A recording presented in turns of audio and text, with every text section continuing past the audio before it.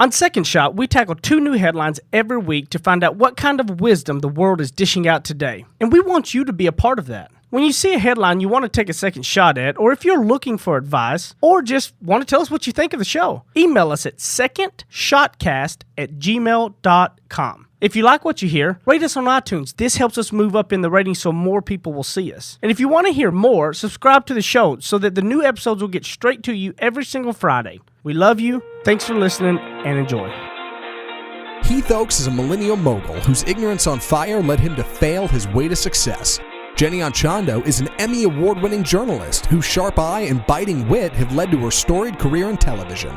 Together, they tackle today's headlines in a way only an odd couple with a dash of perfect opposite can. So kick back, relax, and join the conversation. This is Second Shot with your hosts, Heath and Jenny. As a kid that's not the smartest there is, there's nothing I enjoy more than seeing 2 smart people argue over words and what is a word and what's grammar and all that. But when Jenny and Zach, and we got Matt here, Jenny and Zach arguing over all these big words that I'm sitting over here going, I don't even know what the hell y'all are talking about. And the smart people arguing back and forth over big words is hilarious to me. We were never arguing. No, yeah, it's small words. It's about the second story this week, and we'll get to that in the second segment. But I was asking whether or not it's normal to abbreviate the word phenomenon for the word phenom. And I was like, it's phenom. Phenom. Phenom. Yeah, Matt was like, it's phenom, you dope. Yeah. I'm sorry, I didn't know. Yeah, like phenomenon. Like, don't you say that word that way all the time? Yeah. Phenomenon. I'm over here like if I get the first 3 letters right, I win. Yeah. See, that's the brilliance though. Heath knows. He's like, I don't know, so I'm just gonna be quiet. I'm over here like, how do you say this? Like, I'm just gonna rag on What them. did I I'm learn? glad that you asked I before, am. though, rather than live during the episode. Right. Although now we just called you out. Yeah, how embarrassing would that have been if we talked about this on the show? So Yeah, are we on? Oh no, we are live. Yeah, Yeah, you're there. here we are. Happy belated birthday, Start the Heath. show. Thank you. Birthday yesterday. Yeah. 32 years young. You guys might have seen on social media that he was just begging for reviews and ratings for his birthday. Yes. I thought it was Just tremendous. kidding. Yeah. He wasn't. That's how you manipulate the audience. All I want for my birthday is ratings and reviews. Well, if you're listening and you haven't dropped one, go ahead. Slip Yeah. Heath a birthday present, would you? I saw my mom even figured out how to do it. No coincidence. Right after her episode aired. Yeah. Of course. She's like, "Wow, I'm awesome." Yeah, that's funny. It was She's great. like, It so was, not her. yeah, So it was about your great having mom. her in here the last couple weeks. I think she was awesome to have on the show. Yeah, she was really cool. Yeah. Thank really cool. you, Yeah. both of you, and she sent both of you a note saying how much it meant to her that you were so sweet because it really was. It was really scary for her to come on, but I Yeah. thought she did a great job too. We're gonna have her back. Yeah. We will. We get an all moms episode. There you go. Yeah. Oh, that's a good idea. It's all moms. Bring in Yeah. all the Yeah. moms. Next Mother's Day, none of us will be here. It'll just be our moms. Yeah, sitting on around the the second table, shot mom sitting around. That's hosting the scary. show. That's scary. That'd be a good time. So our first story this week, the Rockets, the Houston Rockets, were booted from Twitter. Their Twitter account got suspended for copyright violations, according to this article from the Houston Press. According to this, apparently the Rockets had been using some music that had some copyright guidelines that they just didn't get cleared, and they were just posting it to Twitter with compilations and videos and who knows what cool Rocket stuff, I guess. And so they got their account suspended. Of course, Twitter lit up. Everybody's got a hot take. The official Rockets account isn't active anymore, but odds are it'll get turned back around. They'll remove the offending posts. They'll email Jack or something, and they'll get it fixed. But any hot takes on this? The social media person at the Rockets is fired. I can almost guarantee you.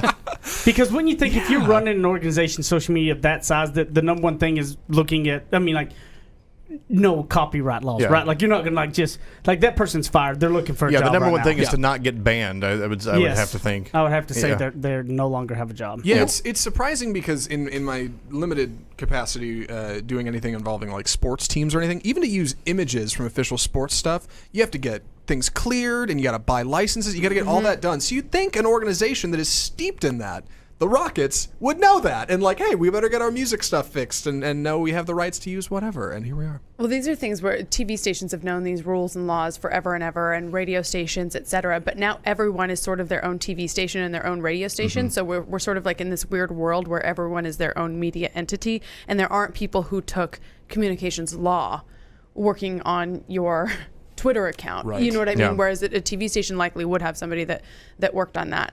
So yeah, that person might be in some trouble. So my second shot on this one was just thinking about, okay, so it's a an allegation of a copyright infringement issue. It made me think about copying other people in general, and how back in the day, if you had a competitor and you wanted to know what they were doing, or you wanted to kind of emulate them, you would have to go into their business and be really intentional about going in and like copying them.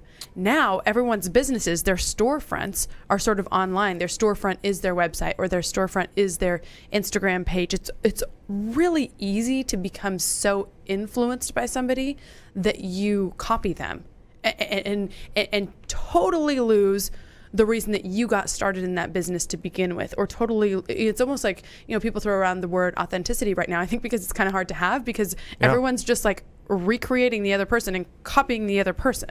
Kind of like me a couple weeks ago when I tried to do an intro all fancy and not like Yeah. right? Yeah. Yes. I'm pretty sure that we had a teacher one time that wrote on Ty's paper that don't let Heath copy you so much next time, because tell him to change it up a little bit. And I got a 0 on that paper. Oh no. Think about what you babe. learned. Didn't change up enough. You learned that. And Heath, you were bringing up a point about how if you are always copying somebody and trying to be just like them, then Yeah, because I loved your second shot on that, but there's also that it's kind of not only we see this with companies, the companies that get left behind versus the companies and the people and or brands that move forward, right? Netflix and Blockbuster are like the most perfect example of this. Okay, Netflix comes in, changes up the game with the DVD. If anybody can even remember, Netflix started off as a Right. mailing Yeah. DVD Mail company. order okay? DVDs. I loved it. Yeah. So it was the change up to Blockbuster that changed, flip script on them, right? Without the late fees and all that great stuff. So what Blockbuster did was they went to work on doing DVD mailing, right? Adding that to their deal. Netflix was already onto the streaming. They were developing the streaming from the DVD was their next move, right? So guess what? Blockbuster finally catches up, does the DVD. Netflix, within a year, is rolling out streaming. So what does Blockbuster do? $100 million, and 2 years later, trying to build their online streaming. Netflix is on to already developing their new own content to have on streaming, and now has basically is going to be better and bigger than Time Warner and all of those things, because they've kept moving forward. See, Blockbuster kept trying to copy and play catch up instead of playing in their right, like what if- owning what they Yeah. are as Blockbuster. and being unique to what they are. So like there's a fine line of saying, okay, I'm not going to pay attention to those competitors, and paying attention enough to know you have to make moves. Like what if Blockbuster, instead of chasing Netflix, would have figured out the whole Redbox thing, right? And like come up with that little feature before Redbox came up with it, right? If they'd have been creative, and instead of chasing that, could have kept them alive a little longer, right? Sure. I mean, just not chasing people. There's that copying, and then there's that being authentic to who you are. And I would tell you that you got to walk that line. It's very smart to know what your competitors are doing and what they're not, but it's also very intelligent to make sure you stay strong to where you are and say what, and know you have to move and change and be better.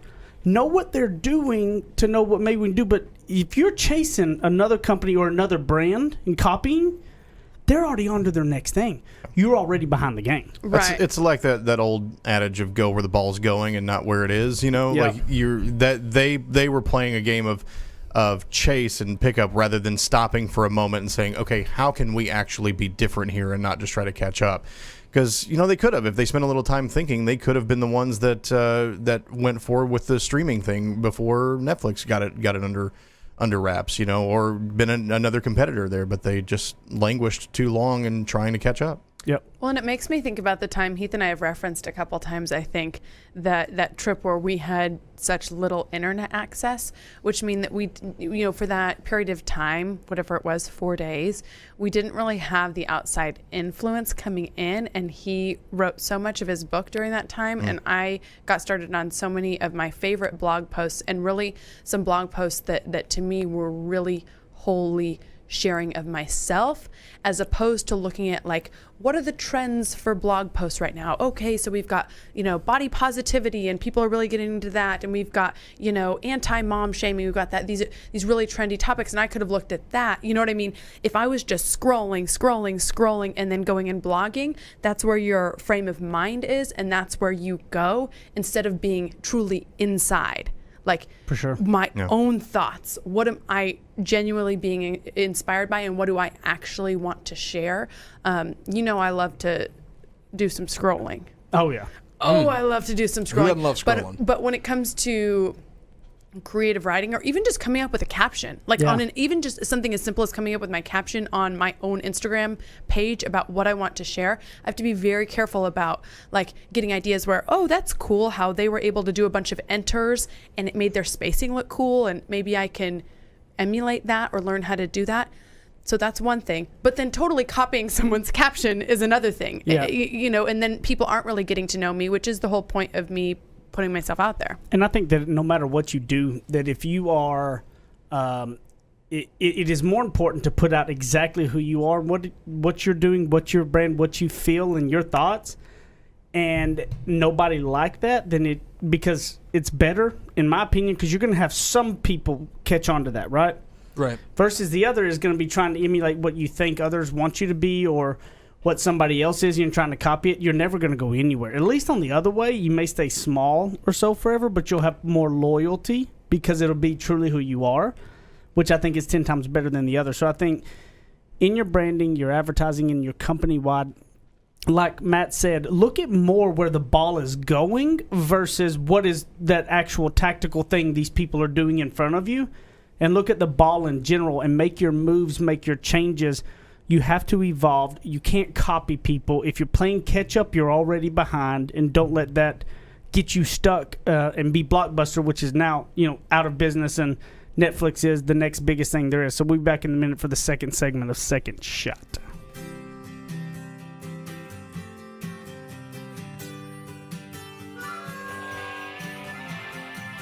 He makes up words, she translates them. Heath and Jenny host more of Second Shot, coming up on RNCN.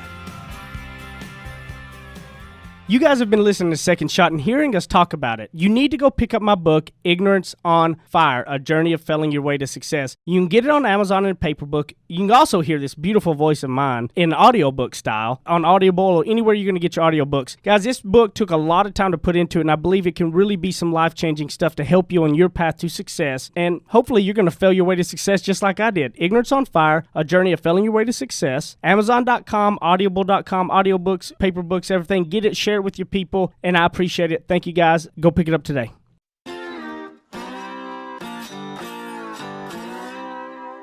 Ready? Aim. Fire. Second Shot is back for another round on RNCN. You've got to wear that shirt again here in about 3 or 4 weeks when I get my new suit delivered, because I'm getting a completely burnt orange solid suit. Are you really? Okay, so are you verifying that this is indeed a burnt orange shirt? That looks more burnt orange than what that outfit you tried to wear to the I know, to the Oklahoma game. That was embarrassing. I know. I cringe when I think about it, because I got into the stadium and I saw that I was supposed to be supporting the Longhorns and I was totally wearing red. Yeah. But I just went to one of my favorite boutiques, Abbey Farron, which, side note, if you live in Dallas-Fort Worth, you have to go there immediately because they're having a massive sale because she's changing her brand. And there was this, if you're watching on Facebook Live or YouTube, she's doing like a superwoman pose, like she's flying in her burnt top. orange. And I brought it out to the girls because we were having like a little shopping party there. And they were like, yes, a bunch of Texans, native Texans. Yeah, that's more burnt orange, yes. Said that it was indeed burnt orange. So I feel like I have solidified myself in this marriage. And New listeners may not know the last time we talked about that, but yeah, there was definitely a story a while ago. I don't even know what episode. We you talked about Texas this game. Yeah, you went to, and you wore. I wore red. I thought it was burnt She orange. thought it was burnt orange. We had a was photo kinda we in looked between. at. You can go scrolling on Facebook. I'm sure it's there somewhere. Like there's a photo on the internet. Everybody agreed that was not burnt orange. I know it was bad. It was bad. But hopefully I redeemed myself with this cool silky burnt orange, and you apparently ordered a burnt orange completely suit. So burnt orange that's suit. Is that's for the summer season? subtle. That's Because going to it's be a for very all the summer time. color, What are right, you talking okay. about? There's Every no season. bad time to wear burnt orange. It's all good times. Our second story this week: art phenom who spent Oh. 46. Who It spent is. 46? I did Yes! it. Yeah. The word of the day. I've learned who spent Millennial bit. mastermind. Millennial mastermind. Art phenom who spent 46 years in prison for a wrongful conviction will get $1.5 million. Richard Phillips went into prison when he was 27 years old. He was sentenced to life in prison without parole. At the time, Richard Nixon was running for re-election. Elvis Presley's Burning Love was in the top 5 in the Billboard Hot 100. It's 4 decades ago. It was a crazy time. He originally got put in for a crime he ultimately didn't do. Somebody else confessed 4 decades later, and he ends up getting out and walking. Mr. Phillips, what's charming about his art phenom background is that behind bars he began painting in 1990 to stave off loneliness, his website says. He painted to fill long days. His paintings became custom greeting cards that he sold to other inmates. He used those proceeds to buy more art supplies. He did watercolors, and ultimately all of this adds up to a body of work that's now being auctioned and sold. And he gets a sweet payout because he had to do 46 years in prison for a thing he didn't do. Now, we did the math. It's not a whole lot of money hourly that he's getting paid out for. But, that's not the point. What is the point, Heath? dig me out of this. Well, Jenny was had the hottest take on this one. So $1.5 million. It's $32,000 a year. $32,000 a year. Mm-hmm. So I think that if you think about, Would you sit in jail for $32,000 a year? no, I would not. Yeah, not a chance in hell. Yeah, no. Not for that but long. he didn't have the choice. I know, Nor did but you do I'm the just thing. saying, like, would Right. you choose that But one? I'm- Because people hear 1.5 million, they're like, oh, I'd go. You break it down. Would you 32,000 a year? When you break Yeah. it down to realize Yeah. how much it's not, So the courts like he's have still now getting the raw end of the deal. sort of in this story put a price on what our freedom is worth. Yeah. They're saying your freedom's worth about $32,000 a year, Yeah. give or take. Now, okay, so hourly, would we want to sit in jail for that? No. But if they're saying this is the price of being free, of being allowed to sleep in till noon, or be able to go and apply for that job you want, or being able to go find the love of your life, the cost of being able to try and go on a vacation or go out and get some vitamin D from the sun whenever you want to, that's the price on it. And that's the thing that we take for granted when things are not going our way. When we think, I've got nothing. That's true. I've got nothing. And I know that I've been in that place where I've thought, gosh, what is there to get up for? Well, I'm not in jail making $15 an hour. Like that's the price that's been, at least in this one case. And certain people who have wrongful convictions have gotten more money than that before, because our freedom is such a gift, because our ability to walk There's no outside money is amount. such a gift. There's no money amount. It's I say that sort of in jest because obviously there's no price we can put on having our actual freedom. But it's like if you're kind of sitting there today and listening to this and thinking, gosh, there's nothing out there for me. Well, think, gosh, I'm making, it's about $15. So I could walk outside and use that $15 or go to the store or call a friend or, go visit my neighbor, make a connection with somebody. So what I wanted to kind of do, because I want to roll off your second shot. See, I liked what your take was and where you broke it down to, especially what I think it'll helpful for our listeners, because what you were breaking it down to was thinking about what is your hourly on thing. How many times do we all doing projects or something and you feel like you're doing a whole bunch of like busy work and the payoff is a long ways away or hasn't come, and it's very hard to keep going and stay focused on it, right? Current situation. It's very difficult Yes. for all of us, right? Sure. Or all the people listening that maybe have a side hustle they're trying to do. You got to make some calls or you got to put some stuff together, but like a payoff's not coming. So here's what we've done, what I used to do to trick my mind in sales, and then I then taught my salespeople to do, okay? So, for instance, say you have to make 30 cold calls to get an appointment with a business owner. And after 5 appointments with a business owner, you're going to sell 2 of them usually. So an average sale will probably pay you about $2,000, $2,500 in our business. Mm-hmm. And so all of those amount of calls that you made, that is the weary part. The week of when you're sitting there for 3 or 4 hours making phone call after phone call, getting told no, getting And told no. making no money for making that whole no week. money, right? It'll drive you crazy. If you go not seeing business owners, they're slamming the door in your face, right?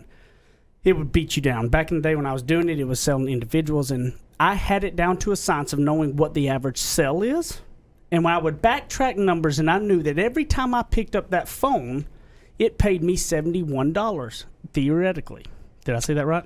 Oh, yeah. Ooh, I see. Theoretically. Theoretically. I mean, I don't know if that's the perfect application of it, but I'm going to let proud it I said it slide. right. But what I would do is I broke it down. I like Potentially, this. right? I knew the averages. The averages averages. the average would come out to me somehow. So I was like, then it would break down. How much easier was it for me to pick up that phone knowing every time I picked it up was $71? It may not come to me for 2 weeks, but I knew every time I picked it up it was $71. So I would always encourage you to break down your numbers to know where you're at and go, hey, whatever those little, like you're doing those side hustles, you're doing any of those things, think about it in a way of the busybody time that you really want to give up, right? That you really get undisciplined and get sidetracked. That break down to how much that's worth to what you're doing, so you have that in front of you. So it makes, it makes it much more like real when our that. salespeople go. They know, I think it's like $48 or something for every phone call they make. Like, that makes it a lot easier to make 3 or 4 hours of cold calls and get told no if you know every time you pick up the phone you're getting $38. So we talked about this a little bit last week, I think, when it came to like charging what you're worth, right? And that's one of the things that goes into my calculations when it comes to charging, what my rate would be to do work outside of here. And when it may sound like high, but when you actually look at the value of it, you're thinking, okay, I've got to pay taxes on this, I've got to provide equipment for this, or I've got to drive somewhere, or I've got to spend time away from home that I normally would that I value at a certain rate. So yes, the dollar amount may sound high, but when you value your time and all the other things that have gone into it, it starts to make a lot more sense. And so that's putting that price tag on. I spend a certain amount of time away from home at work. How much is it going to cost to make me spend even more amount of time away from work? More. Yeah, it's going to. Yeah. And that's where you got to get down to the science on. You need to know your you got to know your numbers in whatever you do, and that's what I want to challenge our listeners to. You have to know your numbers on your productivity, okay? So it's like whatever you're doing and wherever you're getting focused at or losing focus, that's the most mundane part about what you're doing. You need to come back and work your numbers backwards to know whatever it is you're trying to get to, whatever that payout is, backtrack that number to how many it takes of those kind of hours to get your averages, so you have a better idea, so that if it's spending an hour doing this, reading through these blogs, let's just say, if it takes you 30 of those blogs to get whatever, I'm just making something up, backtrack your numbers and know them and break it down to a smaller amount of to the really mundane things that you're doing. They can all make a deal. Like picking up that phone call was $71 every time. But that works for people who are trying to get partnerships for things, or they're trying to get, once you've gotten some, then you can figure out what the average is. Yeah, so if you haven't gotten paid at all, it's harder to figure out. But once you get paid, but you can kind of look at it and go, okay, what do you think these shows would be worth, kind of thing. You can get a rough estimate. It may not be the best, but you can at least come up with a number to know what that time is worth. All right, so at this point, I've got a cynical approach to this, and help me understand this. By broadening the valleys, right, in business, don't you also like broaden the peaks? Yes. Right? Like, because in my head, I'm like, you're totally right. Every phone call you make is $71. It's awesome. But then when you make a sale, when you're like, yeah, $2,000, don't you have to walk back and be like, wait, that's just $71? No, perfect. No, because I want to level off those peaks. Right. Listen, so you don't buy the big truck. No, that you don't. I lose. It's harder to manage people on highs than it is their lows. Right. Because they get when you get on those highs, that's when you stop working. Yeah, right. That's when you got it made. Yep. So if I can help you not stop be following the systems. You stop following your system. You stop doing the work that got you there. It never fails. So yes, Zach, if my goal is to keep you off of super high peaks and to keep you out of super low lows. Right. Because if you can ride like the freight train versus the roller coaster of emotions, you're going to have a much longer, consistent, steady career. You're right. And you'll still have those peaks and valleys. When you make a sale, that's a peak. You did it. You accomplished something. Look, sure. You're going to have the highs. You're going to feel the rush of it all. It's still going to be great and fun. Yeah. It's just you want to make sure they're not these jagged, up and down numbers because your emotion. I mean, emotions are the hardest thing to manage in people, Right. because it can be the best and the worst for you. So, I would encourage you all to go take a look back, kind of know your numbers. If there's the mundane things that you get sidetracked, you get undisciplined on, run your math numbers on what you can to figure out what that's kind of worth, so that you have more of a goal in mind that little bit of work does to the ultimate end game. And it'll help you stay focused on getting through those really, really horrible times of the really mundane, making cold calls or doing whatever that is to get there. So we'll be back in a minute on the third segment of Second Shot.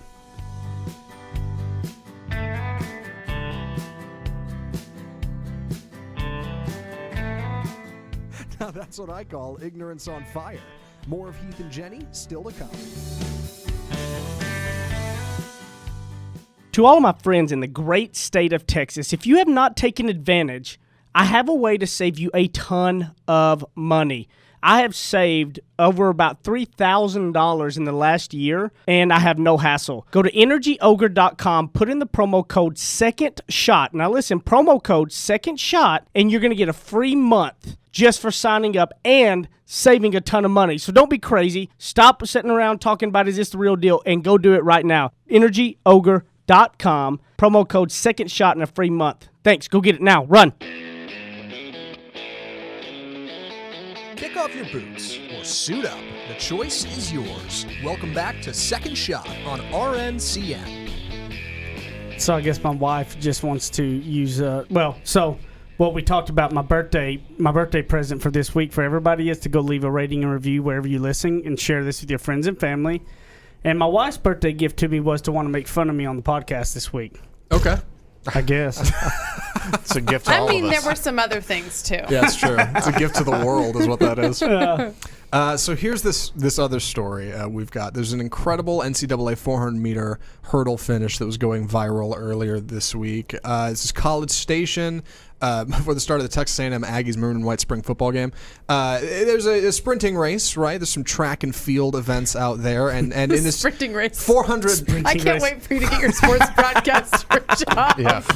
This sprinting It race. was like at that event we were at, and she's the girl, the auctioneer said, "Oh, how about a shout out to the." Which league are the You're dropping the ball here. I know. My God, you can't go build something that hype up and then just drop it. I'm going to think of it later. I'm gonna hide behind my microphone here. Well, Jenny just took it away from you because she don't was worry, trying to I'm slam worse. you and then When drop a it. sprinting race, to be fair, it says in here sprinting race. I'm reading this off the paper. Yeah, when a sprinting race goes, take, it's fine. Anyway, this 400-meter hurdle race, these two teammates are in the final stretch, and they're neck and neck at the finish line, and one of them really goes for it. Should we roll the video, or should I just say what happens? Yeah, and so guys, We'll you can all explain watch on after, YouTube, yeah, right, Facebook, or yeah. wherever it is right now. You can go watch this video. Here's It was the play-by-play. East NFC. Yeah. It's Grant and Tucker, 1-2 A&M. They both clear the 10th hurdle without a problem. It's going to be Tucker. Yes, he dives for the tape. He was second last. It's incredible. So good. So good. He Superman dives for the finish, lays out completely lateral. I'm sure you could freeze frame it. He's like completely horizontal to the ground. Like crazy. Yeah. My favorite Heath Oaks story. The reason why I wanted to talk about this is when Heath apparently was a hurdler, was not a hurdler, and did a similar dive over the hurdles unintentionally. It was worse than that. Unintentionally. It was much worse than that. What does that mean? Listen, I was no trackster. Okay, me running, not my skill set. I was in football. There was a sport for a slow white boy with an arm called quarterback. So outside of that, there was not, and so I didn't do a lot of running. Now, the small schools I go to, they basically need a lot of help, participation. This is 7th grade. I'm sitting there pole vaulting. Pole vaulting was what I did in track. I was pole vaulting in 7th grade? Yep. Oh, wow. I was decent at pole vaulting. I wasn't the best, but I was good. Mm-hmm. Did they not have like the shot put discus? Oh yeah, but I wasn't that big. But he wasn't that You strong. got a good frame Oh, for okay. it. I wasn't. I wasn't that big. I was smaller. So He was small and slow. yeah, exactly. A perfect track and field star. Hey, but here I always had heart though. That's true. Oaks, you sure got a lot of heart. Hey. Here was the thing. They needed, look in track and field team stuff. If they don't have anybody, if a school doesn't have somebody competing in every event, they lose points. Like if somebody just competes in an event, they get points for the overall team to see if they win the track meet, okay? So this is at night of the track meet, so it's like where actually more people show up to, because it's usually, you know, the big hurdles and the 100-meter hurdles, the 400, hurdles. you know, more of the faster stuff people around to watch, right? Oh no. Coach goes, Oaks, we ain't got nobody run the 100-meter hurdles. Now, 100-meter hurdles is the, like the most athletic, talented people on your team, or the person running that. That's right? what I ran. Oh, A wow. lot of somebody else. No, I'm kidding. Babe, I did. Makes run total sense to me. You're the most flexible human being on earth. You It's can true. like You can lift do your anything. knees above your head. Yeah, and I dominated at the 100. I don't doubt that. I believe I don't it, doubt yeah. it. You gotta run fast I- and jump. Yeah. I, on the other hand, being a good teammate, it's like, sure, I'll do it. Never jumped a hurdle in my I'll do life. it. This is the premier. Like, everybody's in the stands, the 100-meter hurdles. Really, I honestly didn't realize what I was getting into. Yeah, I and was it's like, not easy to do because you got to get that rhythm right. You got to get those steps and like jump at the right time, or yeah. else you're. And you gotta bring the one leg up and then go over. There's a Yeah. whole thing to it. Yeah, yeah. And the people that are doing it are by far the most athletic people out there. So I was, sure, Coach, I'll do it. Right, team player. Get out there in front of the grandstand. Whistle blows. Very first hurdle. I didn't make it. just rolled. Well, did you get one leg over at Oh least? no, I don't think. I mean, it was ugly You rolling. just ran Just right kind into of a it. stumble. Yeah, I mean, all these other people practiced it. I'm just like, sure, I'll just run, just jump over this thing. It won't be that hard. And I rolled. So then, That's that ignorance on fire right the there. next time, then I got up and I just decided to run down and kick all of them down as I did it and finish. Because like, I'm not trying to jump. I just kicked them all At down that and ran. So point, did right, you finish yeah. and get the point for your team? Oh, absolutely. It just looked really bad. Heck yeah. Right in front of everybody, tumbled over. And I'm like, this is what you get for being a team player. Right. You know, front of everybody. You've said before that you were a rambunctious student. That's a good term. Yeah. You think there's any chance your coach like knew the score and he was like, I'm gonna knock this Heath Oaks kid down a peg That's here. a really good question. yeah. Oh, no, In no. front of everybody, like just gonna. No. Here's what he knew. Okay. That I could look like an idiot and that wasn't going to hurt me. I wasn't going to be going home crying myself to sleep. Like, Right. he knew I could handle it. All right, so he wasn't doing it for you. It was purely selfish. He just It was, wanted the he points. wanted the points, and he knew And he knew the that he kid wasn't that he gonna, could like, hurt the damage your least. ego. Yeah, was Yeah. me. Right. That I'm okay with it. I'll figure it out, and I won't literally go hurt myself because I just Because you myself. embarrassed yourself in front of everybody, like Yeah. with the lights. and Thanks, everything. coach. Yeah. There's no chance there's a video of this somewhere, right? There's no. I doubt In it. 7th grade, like probably somewhere on a Smartphones 8mm running around. reel But we or do something. have a- Somebody's got a. I'm sure Decent somebody audience from yeah, East Texas. in an attic in a box somebody somewhere. There's a and it was video. at a troop. It was at the troop track, so it was there at the troop track meet, and so there's a good chance somebody had Somebody in that press box. press box had a camera up, but Hit us up. I'm not gonna go dig it You around guys for had it. a press box. I feel like that's a stretch. We start like crowdfunding You know. bounties on this stuff. I mean- Yeah. Hey, we take this stuff serious in More these like Texas. a press shed. You on the guys, top of the. I never thought we'd get so many responses about the conversation over the jelly meatballs. This was how many episodes back? Oh my Several. gosh, 3 that or was a 4. while. Yeah, People great are jelly still meatballs. talking about this. Uh-huh. So a couple of examples. We got a message from Colleen who says, Heath, you got to try the grape jelly and barbecue sauce meatballs. So good. You'd never know the grape jelly is in there. This is a common recipe, and I bet you've had these meatballs at a party or potluck before.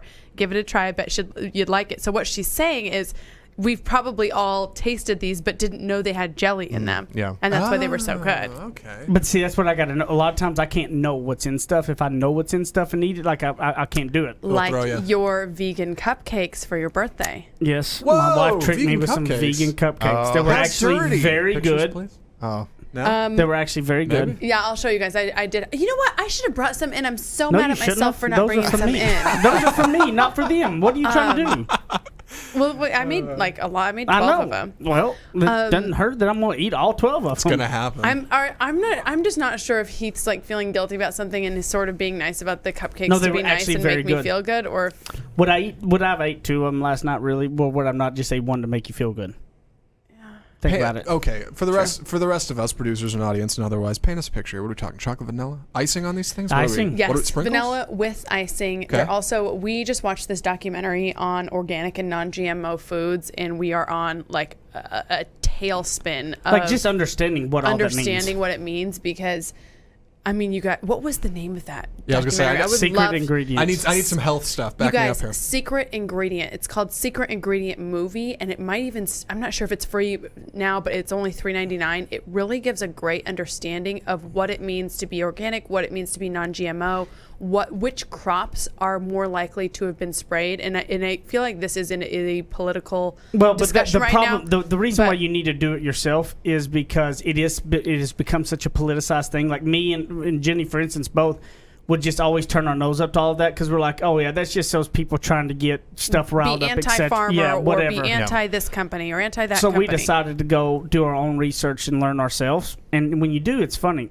how much you learn that, you know, if it wasn't for this being politicized, how many people would be outraged that are on the opposite side and that would be like, oh no. So I'm going to give you my opinion. Y'all go look it up and read and understand what GMO really means and what organic really means, and not just think it's a marketing tactic. marketing tactic or something else. You can go look at it and figure that out for yourself. Secret Ingredient is not available on any streaming service for free, but it is on Amazon, iTunes, Google Play. You can buy the DVD. So thank you. You're so good. Got it.